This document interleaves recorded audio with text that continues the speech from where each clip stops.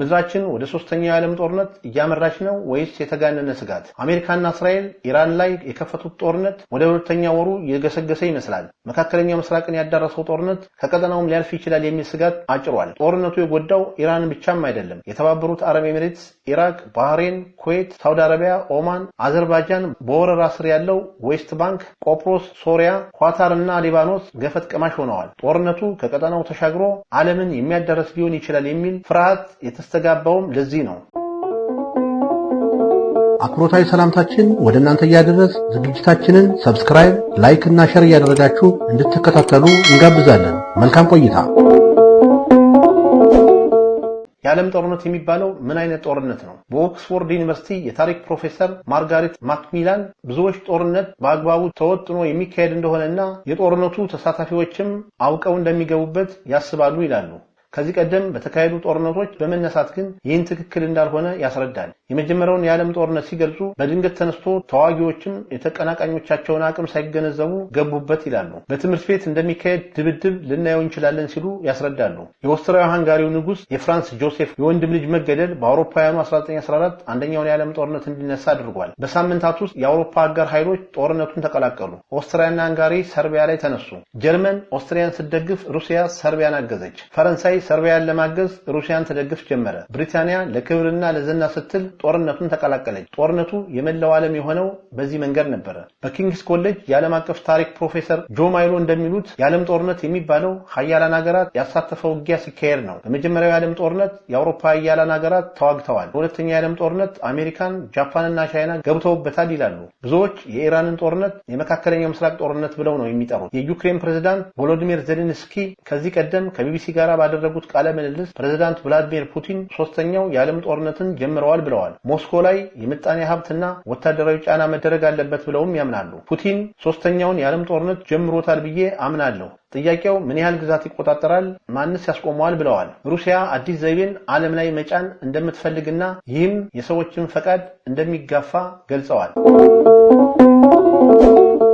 ወደ ሶስተኛው የዓለም ጦርነት የመግባት ስጋት አለ። በኦክስፎርድ ዩኒቨርሲቲ የታሪክ ፕሮፌሰር ማርጋሬት ማክሚላን እንደሚናገሩት ኢራንና የየመን ሁቲ አማጽያን አጋሮቿ ጦርነቱን ሊያስፋፉ አይችሉም። ኢራን የሆርሙዝ ሰርጥን በመዝጋት ዓለም አቀፍ ጫና ማሳደር ትሻለች። በርካታ ሀገራት የኢነርጂ አቅርቦት መስተጓጎል እየፈተናቸው ይገኛል። አሜሪካ በጦርነቱ መሳተፏ ቀውሱን ያባብሰዋል። ሌሎች ሀገራትም በቀጥታ በጦርነቱ ባይሳተፉም በምጣኔ ሀብትና በስትራቴጂ ተጎጂ ሆነዋል። በአንድ ቀጠና የሚነሳ ግጭት በሌሎችም አካባቢዎችም ግጭት እንደሚቀሰቅስ ፕሮፌሰሯ ይናገራሉ። ምዕራባውያን መዘናጋታቸውን በማየት ቻይና ታይዋንን ለመጠቅለል ትሞክር ይሆናል። ሩሲያ በዩክሬን የምትወስደው እርምጃ ልታጠናክረው ትችላለች። ፕሮፌሰር ማርጋሬት ግጭት ከቀጠናው ውጭ ሊስፋፋ ይችላል ይላሉ። በዚህ ግጭት ውስጥ እድሎች የሚታዩቸው ሀገራት በጦርነቱ ውስጥ መግባታቸው ለዚህ ዋነኛ ምክንያት ነው። ፕሮፌሰር ጆ በበኩላቸው ጦርነቱ ቀጠናዊ ሆኖ እንደሚቀጥል ያምናሉ።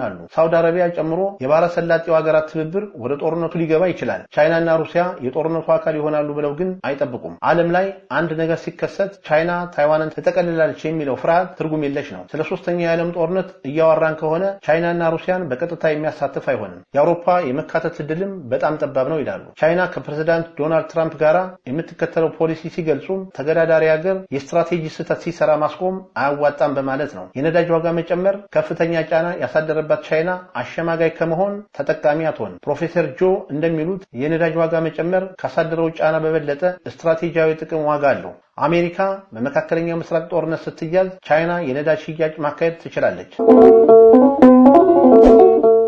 የመሪዎች ሚና ታሪክ እንደሚያሳየው ጦርነት በመታበይ በኩራትና ተገዳዳሪ ሀገራትን በመፍራት ይጀምራል። ፕሮፌሰር ማርጋሬት እንደሚሉት መሪዎችም የጦርነት ሁኔታን ይወስናሉ። የፈረንሳይ ጠቅላይ ሚኒስትር ጊዮርጊስ ኪሜንሲው ጦርነት ከመጨረስ ይልቅ መጀመር ይቀላል ያሉት በአንደኛው የዓለም ጦርነት ወቅት ነበረ። ብዙ ውድመትና እልቂት ከደረሰ በኋላ ጦርነትን የመቀጠል አዝማሚያ እንዳለ ተንታኞች ይናገራሉ። የታሪክ ፕሮፌሰሩ እንደሚሉት የመሪዎች መታበይና ኩራት ጦርነትን እንደሚያስቀጥል ማሳያ ፕሬዝዳንት ፑቲን ናቸው። የዩናይትድ ኪንግደም የዓለም መከላከያ ባወጣው አሃዝ ሩሲያ 1.25 ሚሊዮን ሰዎች አጣለች። ይህም በሁለተኛው የዓለም ጦርነት አሜሪካን ከሞቱባት ወታደሮች የበለጠ ነው። ፕሮፌሰሯ እንደሚሉት መሸነፋቸውን ማመን የማይፈልጉ መሪዎች ጦርነትን ያስቀጥላሉ። ለዚህ ምሳሌ የሚሆኑት አዶልፍ ሂትለርና የሚያቀነቅነው ጽንሰ ሐሳብ እንደማያሸንፍ እየታወቀ ውጊያ መቀጠሉ ነው። ጦርነትን ማርገብ። ጦርነትን ለማቆም ዲፕሎማሲ ቁልፍ ቦታ አለው። የታሪክ ተመራማሪው እንደሚሉት ከሁል ጊዜው በተቃራኒ ወገን ያለው ፍላጎት መረዳት ያስፈልጋል። ከዚያም ወደ ንግግር ማምራት። የታሪክ ፕሮፌሰሩ ማርጋሬት እንደሚሉት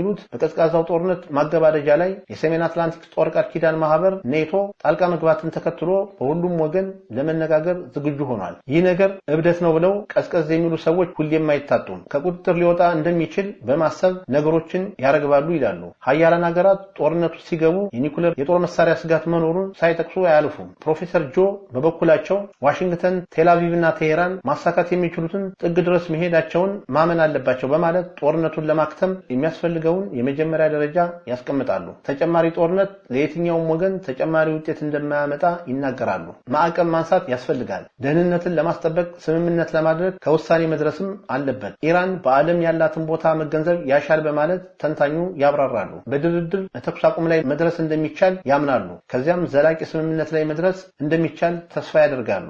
ጨረስኩ።